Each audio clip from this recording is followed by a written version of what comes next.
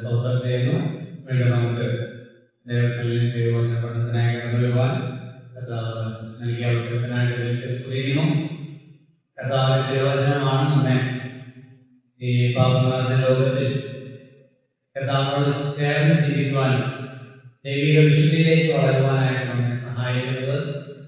അത് അനുദിനവും നമുക്ക് ആവശ്യമാണ്. നമ്മുടെ ആത്മീയ ജീവിതത്തെ ശക്തിപ്പെടുത്തുന്ന കർത്താവിന്റെ വചനമായിരിക്കുക. ആ വചനം പഠിച്ച് വളർന്ന് വചനത്തിൽ ഗ്രാഹ്യമുള്ളവരായി അത് പ്രായോഗിക ജീവിതത്തിലേക്ക് പകർത്തുവാനായിട്ടുള്ള സമർപ്പണമുള്ളവരായി നാം ഓരോ ദിവസവും ജീവിക്കേണ്ടത് ആവശ്യമാണ്. അതിനാലാണ് നാം നിരന്തരമായി ദൈവവചനപ്പെടുന്നതിനായിട്ട് ദൈവവചനത്തിൽ ചേരുന്നത്.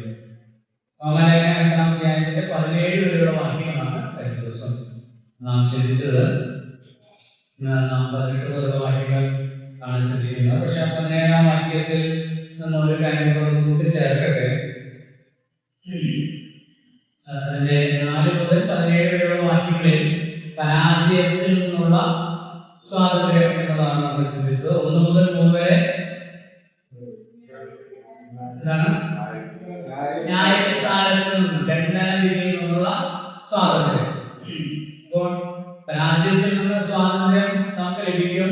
അത് ശരീരത്തിന്റെ ബലഹീനത നിമിത്തം നമുക്ക് ചെയ്യാൻ കഴിയാതിരുന്ന കാര്യങ്ങളെ ദൈവം പരിശുദ്ധാത്മാവിനെ നൽകി ഈ പരിശുദ്ധാത്മാവിന്റെ ശക്തിയാൽ ശരീരത്തിന്റെ പ്രവൃത്തികളെ മരിപ്പിച്ചുകൊണ്ട് ന്യായപ്രമാണത്തിൽ കഴിയാത്തത് നമ്മിൽ സാധിപ്പിച്ചെടുക്കാനായിട്ട് സാധിക്കും. അങ്ങനെ നാം അപരാജയത്തിൽ നിന്ന് നമുക്ക് സ്വാതന്ത്ര്യം ലഭിക്കും. അപ്പോൾ അങ്ങനെ ഈ ശരീരം ബലഹീനമാണ്, പാപം നിറഞ്ഞതാണ്. പക്ഷേ ഈ ശരീരത്തിൽ ജീവിച്ച് ദൈവ വിശുദ്ധിയെ തെളിയിക്കാനും സാധിക്കുമെന്ന് മാത്രമല്ല, ഈ ശരീരത്തെ രൂപാന്തരപ്പെടുത്തി നമുക്ക് നൽകിയിരിക്കുന്ന അതേ ആത്മാവിനായി ശരീരത്തെ ഉയർപ്പിക്കും. അത് 11-ാം വാക്യത്തിൽ നാം കണ്ടു. ക്രിസ്തുവിന്റെ യേശുവിനെ മരിച്ചതെന്ന് ഉയർപ്പിച്ചവന്റെ ആത്മാവ് നിങ്ങൾ വസിക്കുന്ന വേണ്ടി ക്രിസ്തു യേശുവിനെ മരിച്ചതെന്ന് ഉയർപ്പിച്ചതിന്റെ ആത്മാവിനെ നിങ്ങളുടെ മറ്റ് ശരീരങ്ങളെയും ജീവിപ്പിക്കും. അപ്പോൾ സമ്പൂർണമായ പരാജയത്തിൽ നിന്നുള്ള മോചനമാണ്, സ്വാതന്ത്ര്യമാണ്. അപ്പോൾ ഒരു തേജസ്കരണം നിശ്ചയമായിട്ടുണ്ട് എന്നുള്ളതാണ് സൂചിപ്പിക്കുന്നത്. 17-ാം വാക്യത്തിൽ നമ്മൾ കഴിഞ്ഞ ആഴ്ച ചിന്തിച്ച് നാം മക്കളെങ്കിലും അവകാശികളുമാകുന്നു, ദൈവത്തിന്റെ അവകാശികൾ ക്രിസ്തുവിനോടുകൂടെ കൂട്ടവകാശികളും നാം അവനോടുകൂടെ തിരസ്കരിക്കപ്പെടേണ്ടതിന് അവനോടുകൂടെ കഷ്ടം അനുഭവിച്ചാലേ. അപ്പൊ യേശു ക്രിസ്തുവിൽ നമുക്ക് എന്തുണ്ട്? ആദ്യത്തെ പോർഷൻ യേശു ക്രിസ്തുവിൽ എന്തുണ്ട്? നമുക്ക് ക്രിസ്തുവിനോട് കൂടെ കൂട്ടവകാശമാണ്. അതെന്തുകൊണ്ടാണ് പറഞ്ഞത് കഴിഞ്ഞ പറഞ്ഞു, അതിനെ ആവർത്തിക്കുന്നില്ല. ക്രിസ്തുവിന്റെ ജഡാവതാരവുമായി ബന്ധപ്പെട്ട് ചിന്തിക്കുമ്പോൾ നാം ക്രിസ്തുവിന്റെ സഹോദരങ്ങളാണ്. അപ്പോൾ ക്രിസ്തുവിനോട് കൂടെ നമുക്ക് എന്ത് കിട്ടി? തേജസ്സിൽ പങ്കാളിത്തം കിട്ടിയതിന് മറ്റു വേദവാദങ്ങളും നമ്മൾ ചിന്തിക്കുന്നുണ്ട്. അപ്പൊ അതുപോലെ തന്നെ അവനോടുകൂടെ തേജസ്കരിക്കപ്പെടേണ്ടതിന് അവനോടുകൂടെ കഷ്ടം അനുഭവിച്ചാലൊക്കെ ഒരു പൊതുവെ ആളുകൾക്ക് ചിന്താഗതിയുണ്ട്, ഇവിടെ കഷ്ടമുണ്ടെങ്കിൽ അവിടെ സുഖമായിരിക്കും എന്നുള്ള ചിന്താഗതി. അതല്ല ഈ വാക്യത്തിന്റെ അർത്ഥം.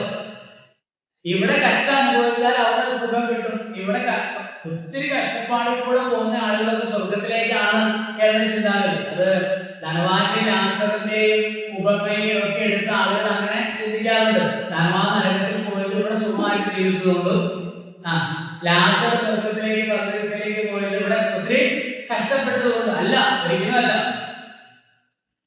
അങ്ങനെയല്ല പ്രമാണം. നമ്മളത് ചിന്തിച്ചു, വീണ്ടും ആവർത്തിക്കാൻ ആവശ്യമില്ല. അപ്പോൾ പാപത്തെ കുറിച്ച് പശ്ചാത്തപിച്ച് യേശുക്രിസ്തുവിനെ രക്ഷകന്റെ നാഥനുമായി സ്വീകരിക്കുന്ന ഏതൊരു വ്യക്തിക്കും സ്വർഗരാജ്യത്തിന്റെ വാതിൽ തുറന്ന് ഇട്ടിരിക്കുകയാണ്. പക്ഷേ അടിസ്ഥാനപരമായ തത്വം അതൊരിക്കലും മറക്കരുത്. രക്ഷിക്കപ്പെടുന്ന ഒരാൾ യേശുവിനെ കർത്താവായിട്ട് സ്വീകരിച്ചതിനാൽ ആ വ്യക്തി ക്രിസ്തുവുമായിട്ട് ഏകീഭവിച്ചു, ഒന്നായി തീർന്നു. ക്രിസ്തുവിന്റെ മരണമടക്ക പുനരുദ്ധാനത്തിൽ പങ്കാളിയായി തീർന്നു. ചായക്കടയിൽ ചെന്ന്, ഹോട്ടലിൽ ചെന്ന് വിക്രയ സാറിന്റെ ഉദാഹരണമാണ്. സാറ് പറയുന്നതാണ്, അതായത് ഇഡ്ഡലിയും ദോശയും ഒക്കെ നമ്മൾ ചോദിക്കും എത്ര വില. അന്ന് സാറ് പറയുമ്പോൾ 50 പൈസ, 10 പൈസ, 15 പൈസ, 15 പൈസ അല്ലെങ്കിൽ വേണ്ട ഇപ്പോഴത്തെ വില കൂടിയ 10 രൂപ. ദോശയ്ക്ക് 10 രൂപ അല്ലെങ്കിൽ 15 രൂപ. ഇതിന്റെ കൂടെ കഴിക്കാൻ ഇതിന്റെ കൂടെ ചട്നി, സാമ്പാർ, ചമ്മന്തിയൊക്കെ ഉണ്ട്. അതിനെത്ര? അതിന് വിലയില്ല, അത് ഫ്രീയാണ്. നമ്മളൊരു പാത്രം കൊടുത്തിട്ട് പറയാം ഒരു ചട്നി സാമ്പാർ തന്നെ എന്ന് പറഞ്ഞാൽ അത് കിട്ടുമോ? കിട്ടുമോ? ഒരിക്കലും കിട്ടില്ല. രക്ഷ സൗജന്യമാണ്. പക്ഷേ രക്ഷിക്കപ്പെടുന്ന ആ വ്യക്തി തന്നെ സമ്പൂർണമായെങ്കിലും യേശുവിന് വേണ്ട, യേശുവിന്റെ രക്ഷ മതി എന്ന് പറഞ്ഞാൽ അവർക്ക് അങ്ങനെ ആർക്കും അത് ലഭിക്കുകയില്ല. ഇപ്പൊ നമുക്കറിയാം, യേശുവിൽ കൂടെയുള്ള നന്മകൾ, രോഗസൗഖ്യം, മറ്റുള്ള നന്മകളൊക്കെ ആഗ്രഹിക്കുന്ന വലിയ കൂട്ടം ആളുകൾ ലോകത്തിലുണ്ട്. വലിയ കൂട്ടം ആളുകളുണ്ട്. ഈ പ്രോസ്പെരിറ്റി പ്രസംഗിക്കുന്ന, രോഗസൗഖ്യം പ്രസംഗിക്കുന്ന അടുത്തേക്ക് ധാരാളം ആളുകൾ പോകും. കാരണം അവർക്ക് അത് മതി. ആര് വേണ്ട? യേശുവിനെ വേണ്ട. ഒരാൾ രക്ഷിക്കപ്പെടണമെങ്കിൽ ആ ആൾ എന്ത് ചെയ്യണം? പറഞ്ഞു രക്ഷപ്പെട്ടതെങ്ങനെ? വിശ്വാസത്താൽ. വെറുതെ വിശ്വസിച്ചാൽ മാത്രമേ ഉള്ളൂ. യേശുവിനെ കർത്താവെന്ന് വായിക്കൊണ്ട് ശൂലത്തിൽ പിഴച്ചാൽ നീളത്തിൽ കാണുന്നതാണ്. ഈ അടിസ്ഥാനം വളരെ ലളിതമായ കാര്യമാണെങ്കിൽ ആ അടിസ്ഥാനത്തിൽ നിന്ന് വേണം എല്ലാ കാര്യങ്ങളെയും നമ്മൾ വ്യാഖ്യാനിക്കാൻ, വിലയിരുത്താനായിട്ട്, മനസ്സിലാക്കാനായിട്ട്. ഒരാൾക്ക് രക്ഷ കിട്ടണമെങ്കിൽ ആ വ്യക്തി യേശുവിനെ ആരായിട്ട് അംഗീകരിക്കണം? വിശ്വസിച്ചാൽ മതി എന്ന് പറയുമ്പോൾ ആളുകൾ പറയുന്നതാണല്ലോ, എന്റെ പാസ്റ്റർ നിങ്ങൾ എന്നതാ പറയുന്നത്? ഞങ്ങള് പൂർവികരായിട്ട് എത്ര തലമുറകളായിട്ട് വിശ്വസിക്കുന്ന ആളുകളാണ്. നിങ്ങൾ വല്ല ജാതികളുടെ അടുത്ത് പോയി പറയുമെന്ന് പറയും അല്ലേ? പറയാറ് വല്ല ജാതികളോട് പറയുമെന്ന് പറഞ്ഞാൽ ഞങ്ങളൊക്കെ ക്രൈസ്തവർ, പൂർവികരായിട്ട് ക്രൈസ്തവരാണ്, നിങ്ങൾ വേറെ വല്ലവരോട് പോയി.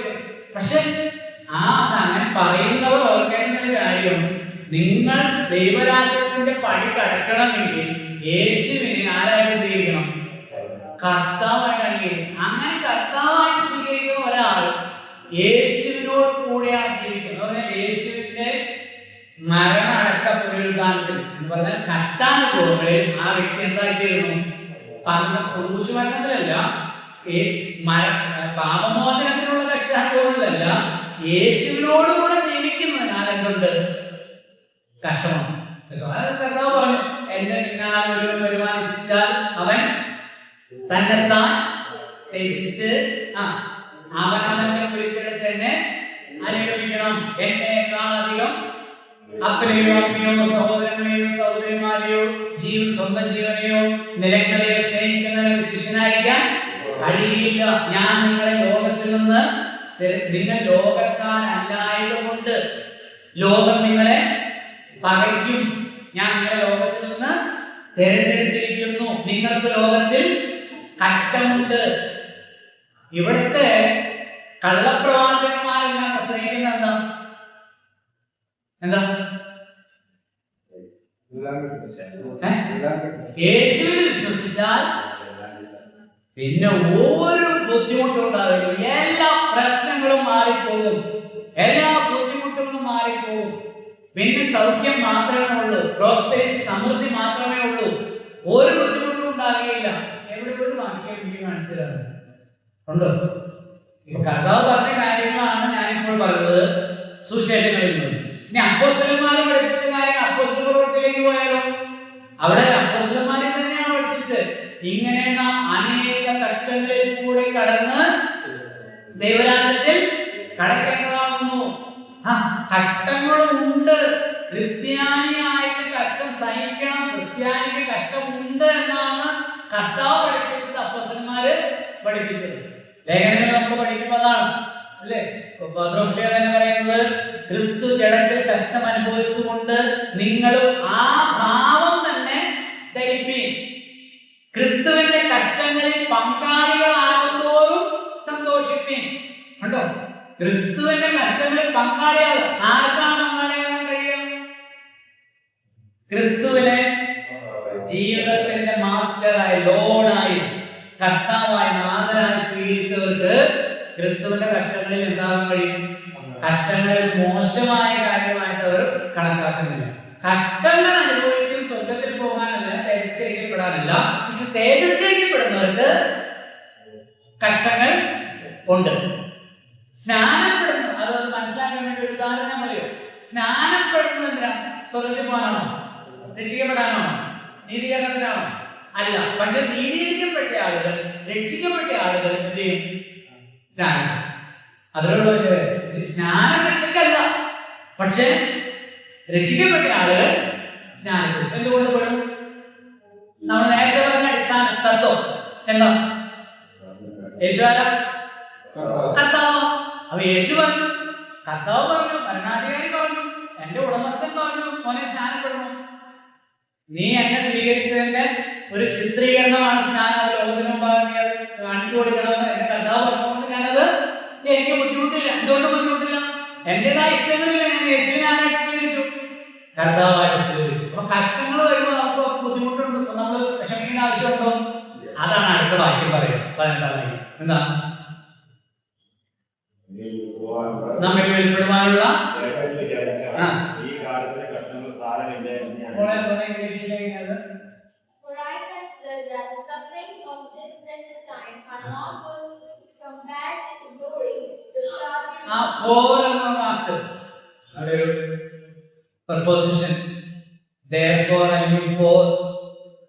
അതുകൊണ്ട്, ഏതുകൊണ്ട്? ക്രിസ്തുവിനോട് കൂടെ കഷ്ടം അനുഭവിച്ച് ക്രിസ്തുവിനോടുകൂടെ തേജസ്കരണം ഉള്ളത് കൊണ്ട് ഞാൻ ഇന്ന് അനുഭവിക്കുന്ന കഷ്ടങ്ങളെ ഞാൻ എന്ത് ചെയ്യുന്നില്ല, സാരമായിട്ട് വലിയ കാര്യമായിട്ട് എന്ത് ചെയ്യുന്നില്ല, കണക്കാക്കുന്നില്ല. എന്ന് പറഞ്ഞാൽ നമ്മൾ താരതമ്യം ചെയ്യാണ്. ഇവിടുത്തെ കഷ്ടവും വരാനുള്ള തേജസ്സും തമ്മിൽ താരതമ്യം ചെയ്യാണ്. ഒരു ക്രിസ്തു ഇവിടെ പറയുന്ന കഷ്ടം, ഞാൻ കഴിഞ്ഞ പറഞ്ഞു, നമ്മൾ ഏറ്റെടുക്കുന്ന കഷ്ടമാണ്. യേശുവിൽ വിശ്വസിക്കുന്നവർക്കും കഷ്ടങ്ങളുണ്ട്, ഇല്ലാത്തവർക്കും കഷ്ടങ്ങളുണ്ട്. ഇവിടെ പറയുന്ന കഷ്ടം എന്ന് പറഞ്ഞാൽ യേശുവിൽ വിശ്വസിക്കുന്നതിനാൽ ഉണ്ടാകുന്ന കഷ്ടം. ക്രിസ്ത്യാനിയാകുന്നതിനാൽ, ക്രിസ്തുയേശുവിൽ ഭക്തിയോടെ ജീവിക്കുന്നവർക്ക് ഗലാത്യലേഖനത്തിലെ അപ്പോസ്തലൻ പറയുന്നുണ്ട്, ഞാൻ ഇപ്പോഴും പരിച്ഛേദന പ്രസംഗിക്കുന്നു എങ്കിൽ ഉപദ്രവം സഹിക്കുന്നത് എന്ത് എന്ന് പറഞ്ഞാൽ, ഉപദേശപരമായ ഒരു കൃത്യത, ഒരു നിലപാട് ഞാൻ പാലിക്കുന്നതിനാൽ എനിക്ക് എന്താ വരുന്നുണ്ട്? ഉപദ്രവം, കഷ്ടം സഹിക്കേണ്ടതായിട്ട് വരുന്നുണ്ട്. അപ്പൊ ഉപദേശപരമായ കൃത്യതയ്ക്ക് വേണ്ടി, വിശ്വാസ മൂല്യങ്ങൾക്ക് വേണ്ടി കർത്താവ് പറഞ്ഞു ഗിരിപ്രഭാഷണത്തിൽ, മത്തായിയുടെ സുവിശേഷം 5-10-11 വാക്യം, നീതി നിമിത്തം ഉപദ്രവിക്കപ്പെടുന്നവർ ഭാഗ്യവാൻ, എന്റെ നാമം നിമിത്തം നിങ്ങളെ ഉപദ്രവിക്കുമ്പോൾ നിങ്ങൾ ഭാഗ്യവാന്മാരെന്ന് കരുതുവിൻ. അപ്പൊ കർത്താവിന്റെ നാമനിമിത്തം നമ്മൾ ഉയർത്തിപ്പിടിക്കുന്ന ആത്മീയ ധാർമ്മിക മൂല്യങ്ങൾ നിമിത്തം കഷ്ടം സഹിക്കേണ്ടി വരുന്നതിനെ സംബന്ധിച്ചാണ് പറയുന്നത്. അങ്ങനെ നോക്കുമ്പോൾ സാധാരണ ആളുകൾ തിന്മയിൽ ജീവിച്ച് കഷ്ടം സഹിക്കുന്നതിനേക്കാൾ നല്ലതല്ലേ എന്ത്? നന്മയ്ക്ക് വേണ്ടി, സത്യത്തിന് വേണ്ടി, നീതിക്ക് വേണ്ടി, ശരിക്ക് വേണ്ടി കഷ്ടം സഹിക്കുന്നത്. പക്ഷേ അതിനെന്തുണ്ട്? ഒരു തേജസ്കരണമുണ്ട്. അതിനെ തുലന ചെയ്യാണ്, താരതമ്യം ചെയ്യുക. ഒരു ഉദാഹരണം ബന്ധപ്പെട്ട് പറഞ്ഞാൽ, എബ്രായലേഖനം 4-24 വാക്യത്തിൽ മോശയെ കുറിച്ചവിടെ നമ്മൾ കാണുന്നുണ്ട്. വിശ്വാസത്താൽ വളർന്നപ്പോൾ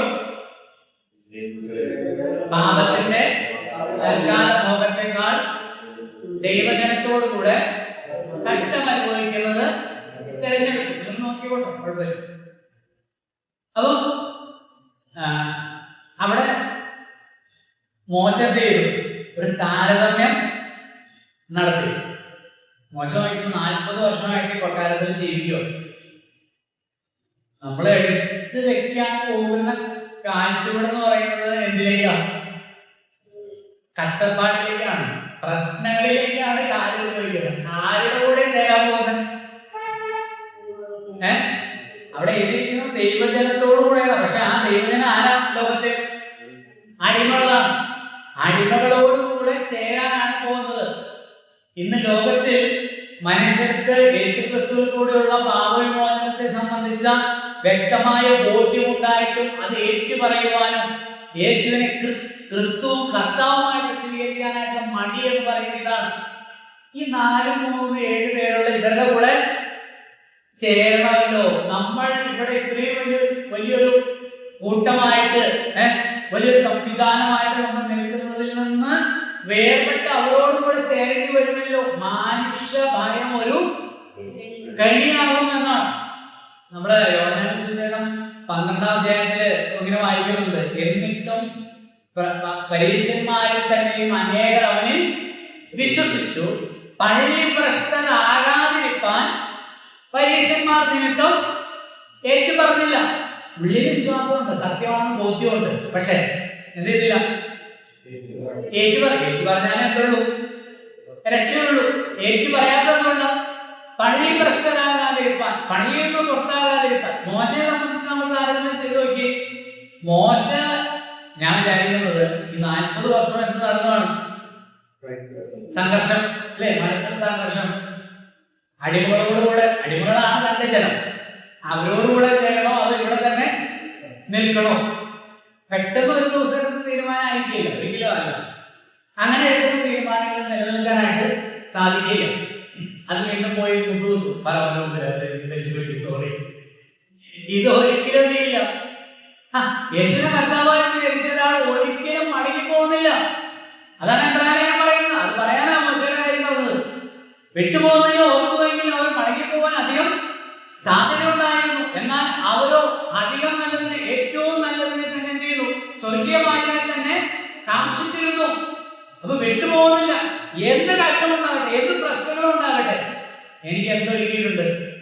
വരുവാനുള്ള തേജസ് വിചാരിച്ചാൽ ഈ കാലത്തിലെ കഷ്ടങ്ങൾ എനിക്ക് ഒരുക്കിയിട്ടുണ്ട്. നിത്യത ഒരുക്കിയിട്ടുണ്ട്. ക്രിസ്തുവിനോട് കൂടെ ഞാൻ ഇവിടെ ജീവിച്ച് ഞാൻ ക്രിസ്തുവിൻ്റെതാണ് എന്ന് എന്റെ ജീവിതത്തിൽ കൂടെ ഞാൻ തെളിയിക്കും. ഇനിയുള്ള ഭാഗത്ത് ഈ കഷ്ടങ്ങളുമായി ബന്ധപ്പെട്ട ഒരു പോർഷനാണ് എനിക്ക് പറയാനായിട്ട് പോകുന്നത്.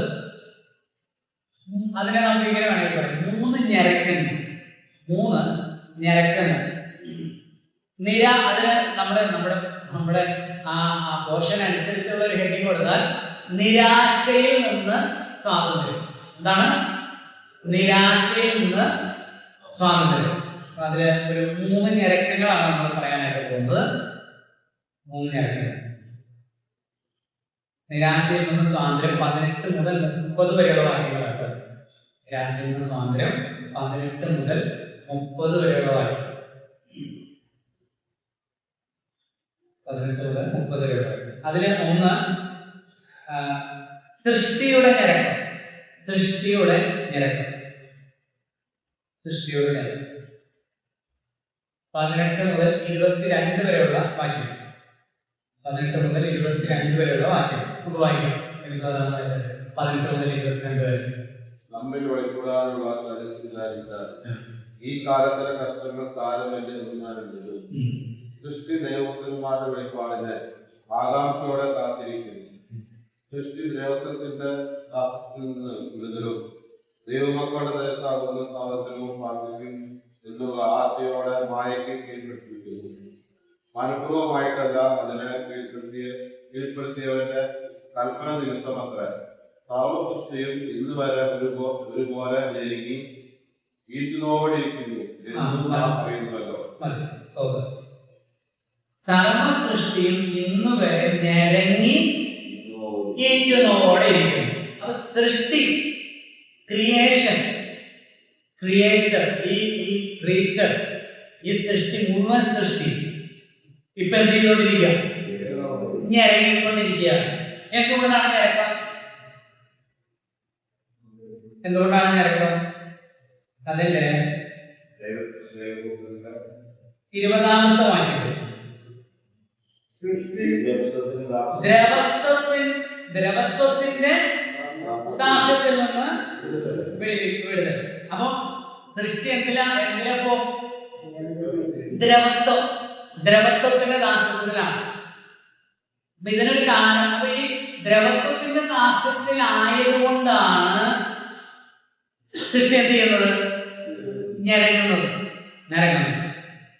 എന്തുകൊണ്ടാണ് ദ്രവത്വത്തിന്റെ നാശത്തിലായത്?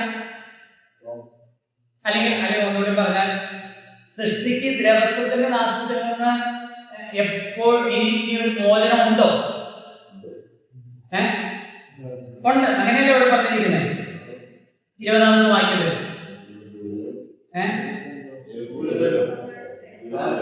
19-20 സൃഷ്ടി ദൈവപുത്രന്മാരുടെ വെളിപ്പാടിനെ ആകാംക്ഷയോടെ കാത്തിരിക്കുന്നു. സൃഷ്ടി ദ്രവത്വത്തിന്റെ ദാസ്യത്തിൽ നിന്ന് വിടുതലും ദൈവമക്കളുടെ തേജസ്സാകുന്ന സ്വാതന്ത്ര്യം പ്രാപിക്കുമെന്നുള്ള ആശയോടെ മാറ്റി കീഴ്പ്പെട്ടിരിക്കുന്നു. 22-ാം വാക്യം. സർവസൃഷ്ടിയും ഇന്നുവരെ ഒരുപോലെ ഞെരങ്ങി ഈറ്റുനോവോടെ ഇരിക്കുന്നു. ഈറ്റുനോവോടെ ഇരിക്കുന്നു പറഞ്ഞാല് ഒരു സമയം വരും, ഒരു പ്രസവം നടക്കാൻ പോകുകയാണ്. ആ സമയത്ത് ഈ ദ്രവത്വത്തിന്റെ ദാസ്യത്തിൽ നിന്ന്, ഈ ഞെരക്കത്തിൽ നിന്ന് സൃഷ്ടിക്ക് എന്ത് കിട്ടും? മോചനം കിട്ടും. അപ്പൊ ഈ ദ്രവത്വം എങ്ങനെ വന്നേ? പാപം. അപ്പൊ ഈ ദ്രവത്വത്തിന്റെ മോചനം എങ്ങനെയാണെന്ന് വ്യക്തമായിട്ട് ഒരു വാക്കുകൾ ഉപയോഗിച്ചിട്ടുണ്ട് 20-ാമത്തെ വാക്യത്തിൽ. ഒന്ന് നോക്കിയിട്ട് പറഞ്ഞു. 20-ാം വാക്യത്തിൽ ഒരു വാക്ക് പറഞ്ഞിട്ടുണ്ട്. ആരുടെ തേജസ്? ദൈവമക്കളുടെ തേജസ്സാകുന്ന സ്വാതന്ത്ര്യം. അപ്പൊ ഇപ്പൊ നാശത്തിലാണ് ആര്? സൃഷ്ടി. ആ നാശത്തിലേക്ക് പോകാൻ കാരണം എന്താണ്? പാപം എന്നുള്ള ഇവിടെ ഈ പറഞ്ഞ കാര്യമായിട്ട് ബന്ധിപ്പിച്ച് പറഞ്ഞ പാപമാണ്. ആ പാപം ചെയ്യുമ്പോൾ എന്ത് സംഭവിച്ചു? തേജസ് നഷ്ടപ്പെട്ടു. ഒന്നുകൂടി നമുക്ക് ഉൽപ്പത്തി 1:31 വായിക്കാം. ഉൽപ്പത്തി 1-ാം അധ്യായം 31-ാമത്. ഉണ്ടാക്കിയതിനെ ഒക്കെയും ദൈവം നോക്കി അത് അത്രയും നല്ലതെന്ന് കണ്ട് സന്ധ്യയായിട്ട് മാറാതെ.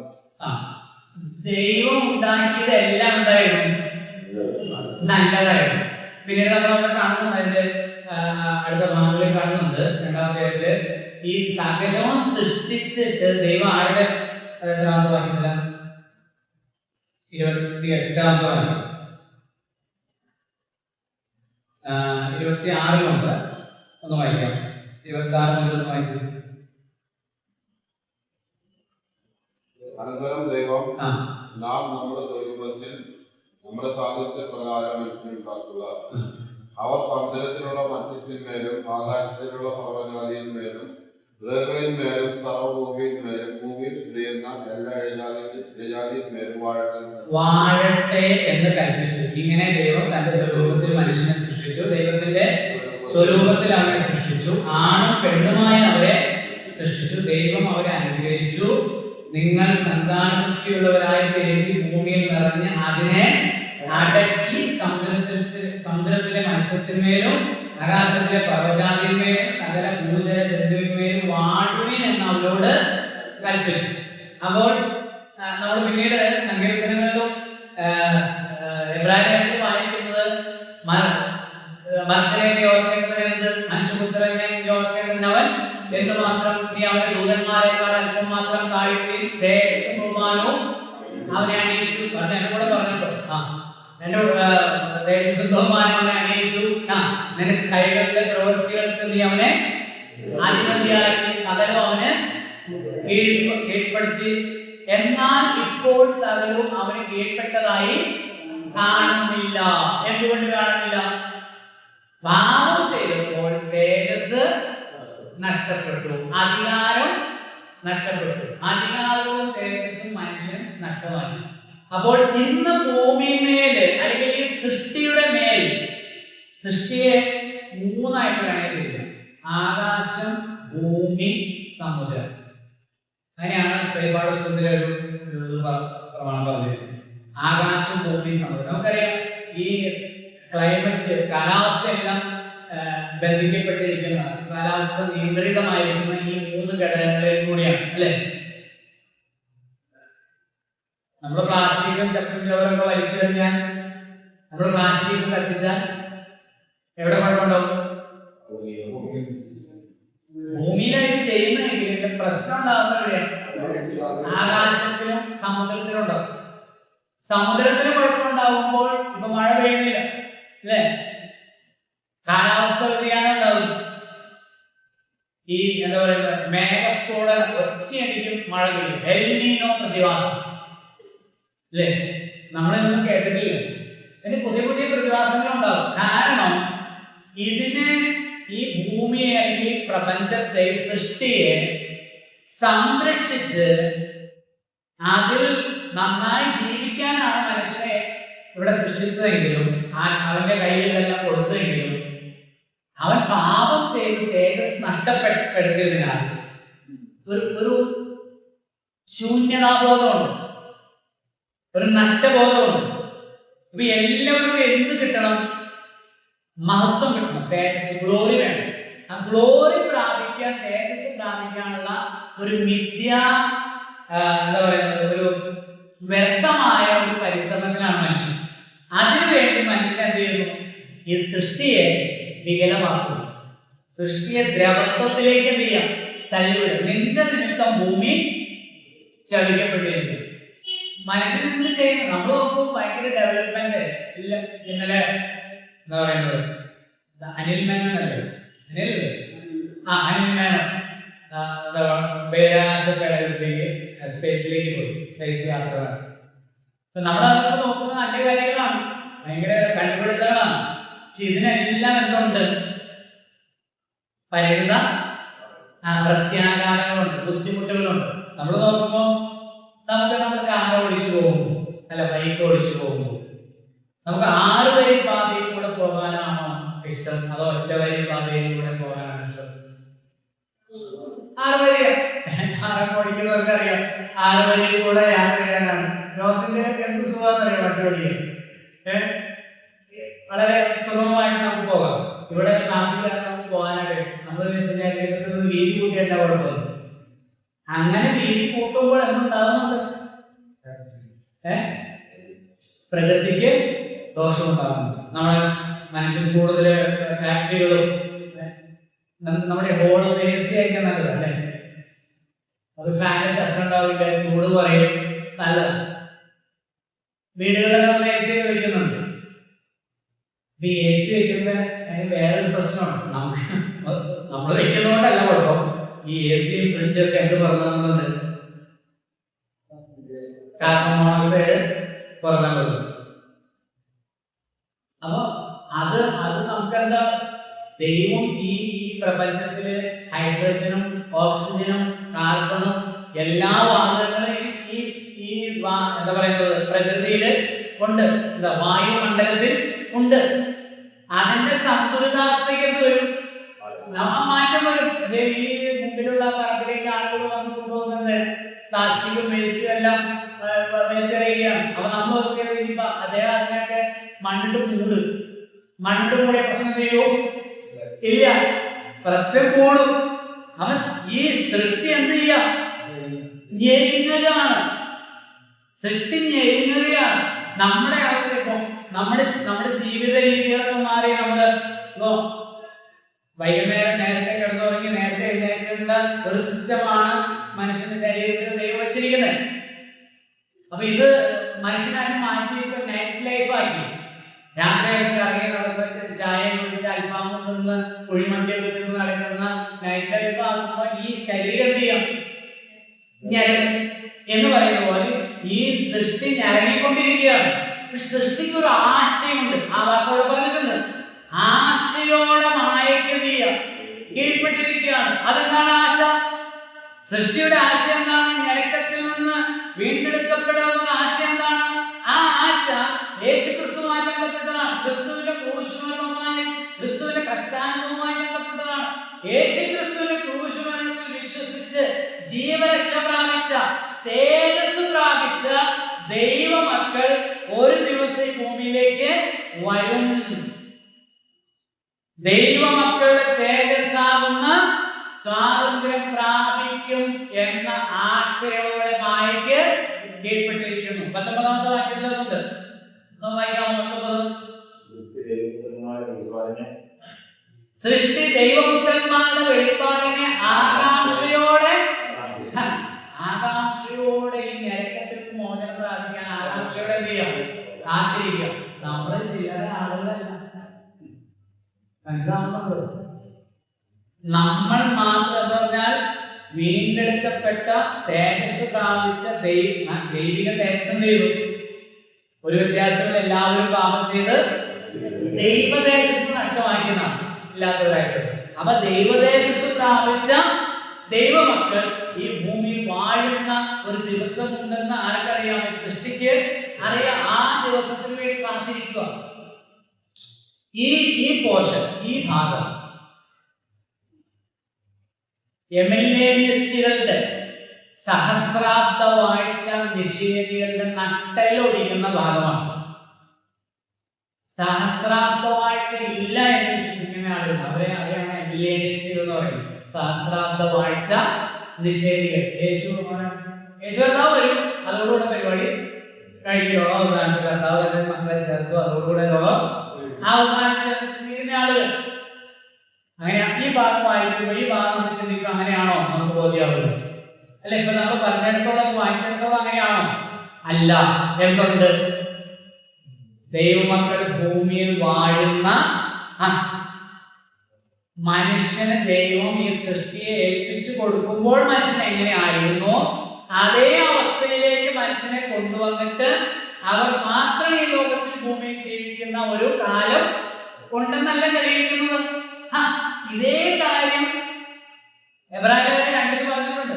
എബ്രായർ 2:5 വായിച്ചു. നമ്മൾ നേരത്തെ ഉദ്ധരിച്ച കാര്യം, നേരത്തെ ഉദ്ധരിച്ചതാ.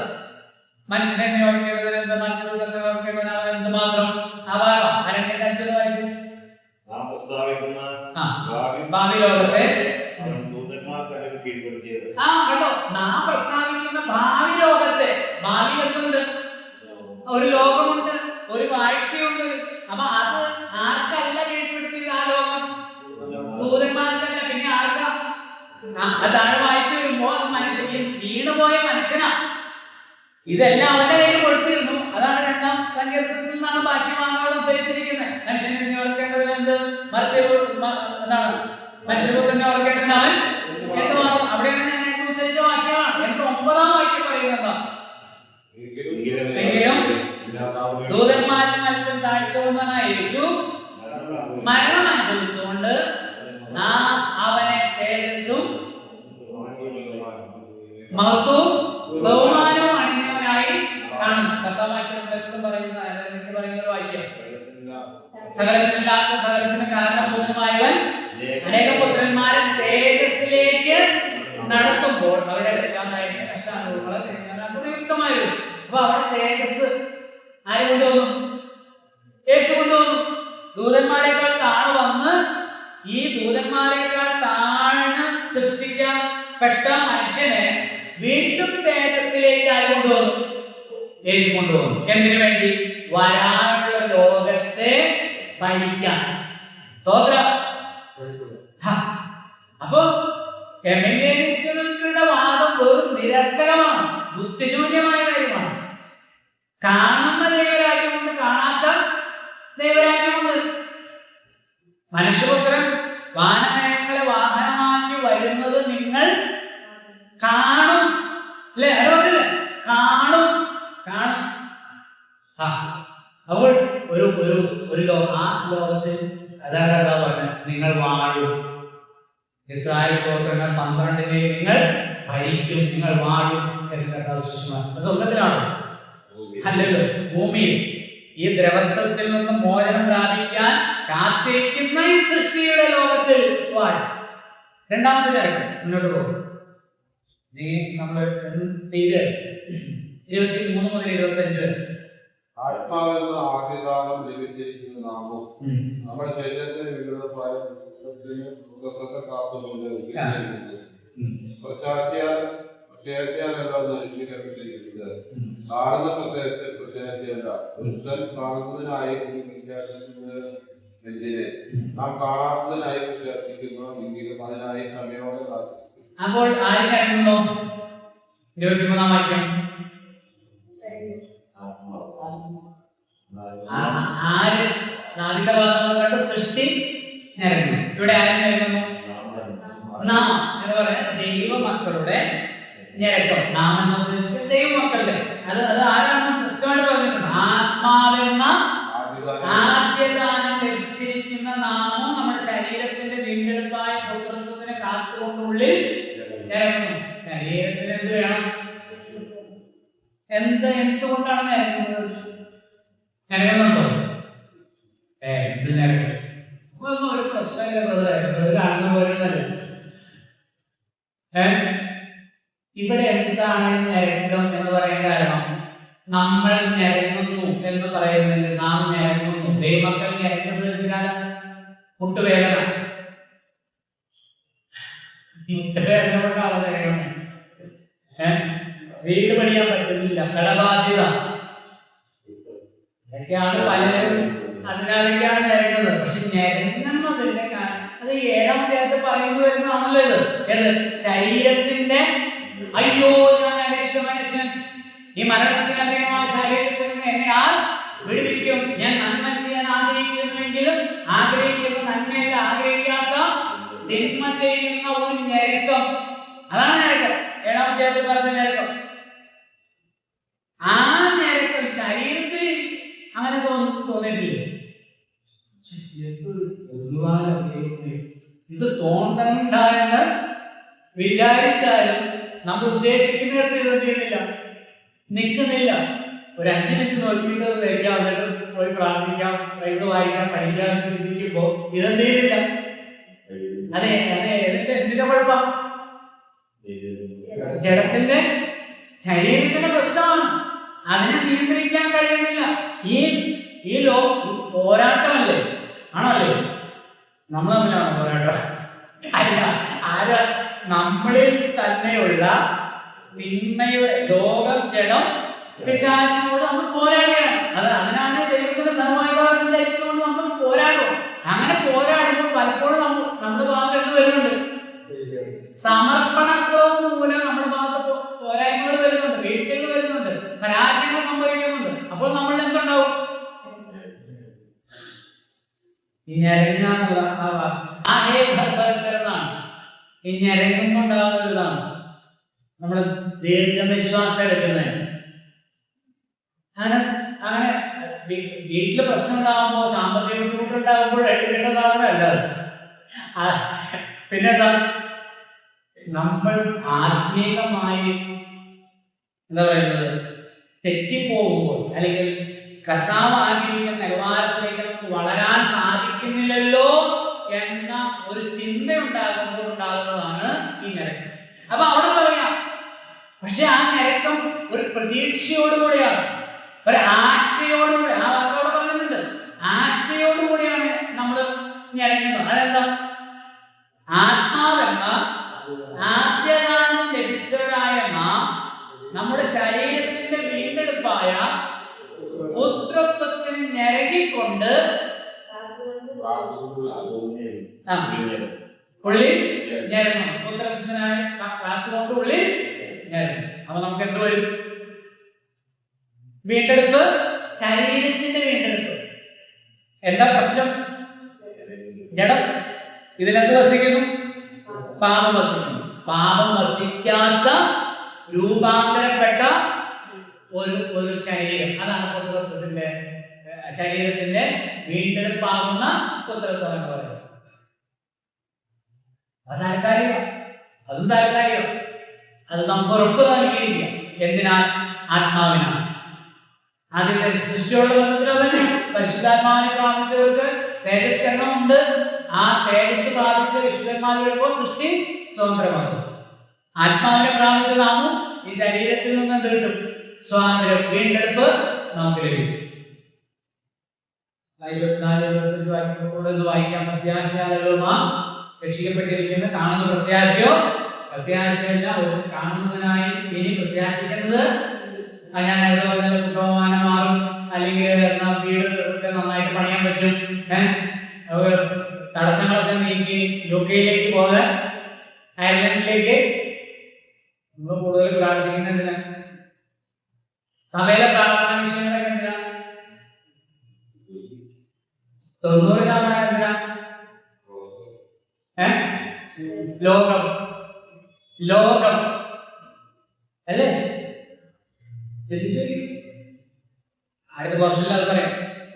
പക്ഷെ കാണുന്ന പ്രത്യാശയോ, ഇപ്പൊ ഞാൻ പറയട്ടെ, ഇപ്പൊ നമ്മുടെ ഞാനെ പറയുന്നത് നമ്മള് ഒരു കാര്യത്തിന്, ലോകത്തിൽ നടക്കേണ്ട ഒരു കാര്യത്തിന് നമ്മൾ പ്രാർത്ഥിച്ചു, അത് നടന്നു.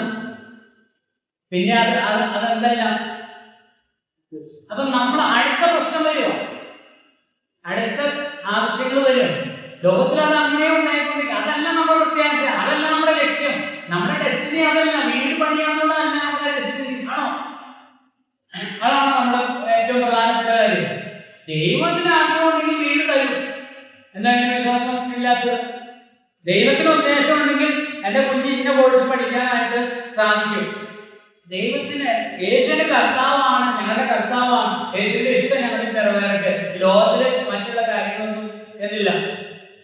അല്ലെങ്കിൽ നമ്മൾ കോമ്പറ്റീഷനിൽ പെട്ട്, സംഘർഷത്തിൽ പെട്ട് നമ്മളത് അസ്വസ്ഥരോ, ജീവിക്കാൻ പറ്റാതെ സമാധാനങ്ങളുണ്ടോ?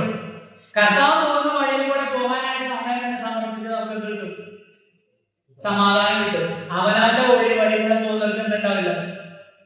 അപ്പൊ അതിന്റെ കുഴപ്പമാകാം. അതിന്റെ കുഴപ്പക്കാരാണ് നമ്മളെ കർത്താവല്ല. പക്ഷെ നമ്മുടെ പ്രത്യാശയ്ക്ക് എന്ത് വരില്ല. അതാണ് പ്രത്യാശ. കാണുന്ന പ്രത്യാശ അല്ല. പ്രത്യാശയാലല്ലോ നാം രക്ഷിക്കപ്പെട്ടത്. രോഗമാരോന്ന് വിചാരിച്ചല്ല രക്ഷിക്കപ്പെട്ടെ. ഏതാ പ്രത്യാശ? കാണാത്ത ഒരു സംഗതിക്ക് വേണ്ടിയിട്ടാണ് എന്ത് ചെയ്തത്?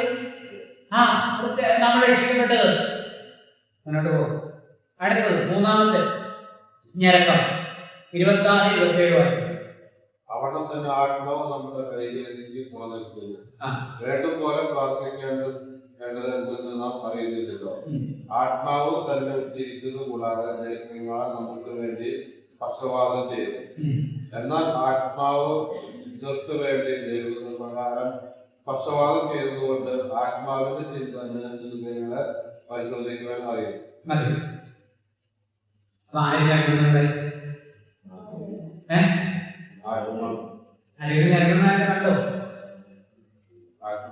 ആത്മാവ് ഏതാത്മാവ്? പരിശുദ്ധാത്മാവ്. ഇവിടെ പരിശുദ്ധാത്മാവ് അതുകൊണ്ട് തന്നെ ആത്മാവ് നമ്മുടെ ബലഹീനതയ്ക്ക് തുണ നിൽക്കുന്നു. വേണ്ടും പോലെ പ്രാർത്ഥിക്കേണ്ടത് എന്തെന്ന് നാം അറിയുന്നില്ലല്ലോ. ആത്മാവ് തന്നെ ഉച്ചരിച്ചു കൂടാത്ത നിരക്കുകളാൽ നമുക്ക് വേണ്ടി പക്ഷപാതം ചെയ്യുന്നു. പരിശുദ്ധാത്മാവ്.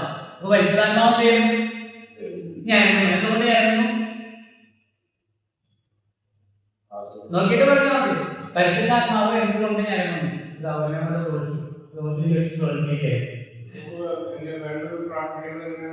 അറിയില്ല. അതാണ് ആത്മാവ് നമ്മുടെ ബലഹീനതയ്ക്ക് തുണ നിൽക്കുന്നു എന്ന് പറഞ്ഞാൽ ഇടയ്ക്കിടയ്ക്ക് കോപിക്കുന്ന സ്വഭാവമാണ്. അതിന് തുണ നിൽക്കുന്ന കാര്യമല്ല.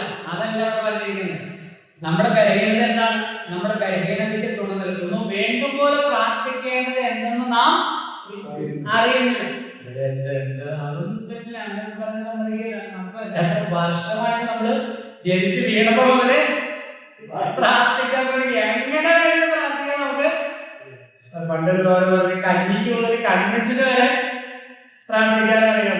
എന്ന് പറഞ്ഞാൽ കഞ്ഞിക്ക് തോന്നം ചെയ്യാന്ന് പറഞ്ഞാൽ അതിന് മുതല് ഈ കൺവെൻഷന് പ്രാർത്ഥിക്കാൻ പറഞ്ഞാൽ അതിന് വരെ നമുക്ക് എന്തറിയാം. അതറിയില്ല. കഞ്ഞിക്ക് തോന്നം ചെയ്യാൻ അറിയാം. പക്ഷെ അവിടെ ഒരു വാക്ക് പറഞ്ഞിട്ടുണ്ട്.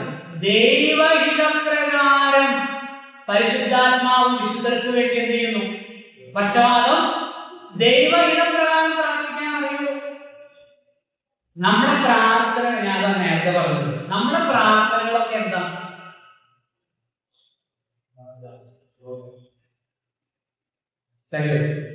എന്ത് തരും? ഞാനൊരു ഫോം കൂടെ തയ്യാറാക്കി എഴുതി വെച്ചിട്ടുണ്ട്, ആപ്ലിക്കേഷൻ.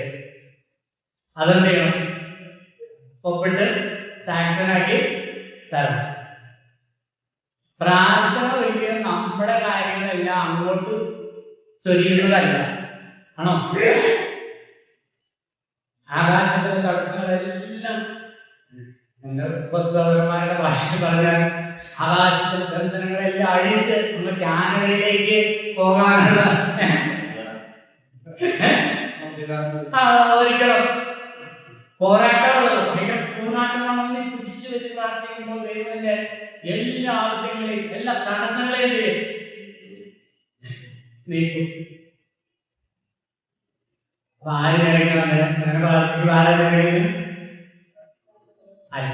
എന്തുകൊണ്ട് ജയിക്കുന്നു? നീ ഇങ്ങനെയല്ല ചെയ്യേണ്ടത്. നിന്റെ തോന്നല് നിനക്ക് പ്രാർത്ഥിക്കാൻ അറിയാവുന്നതാണ്, പക്ഷെ ദൈവഹിതത്തിന് വേണ്ടിയല്ല നീ ചെയ്യുന്നത്. ഇങ്ങനെ ഞാൻ ഒരു ഉദാഹരണം പറയും. UK പോകണം എന്നുള്ളത് ദൈവത്തിന് ഇഷ്ടമാണോ എന്ന് നമ്മൾ എന്ത് ചെയ്യുന്നില്ല.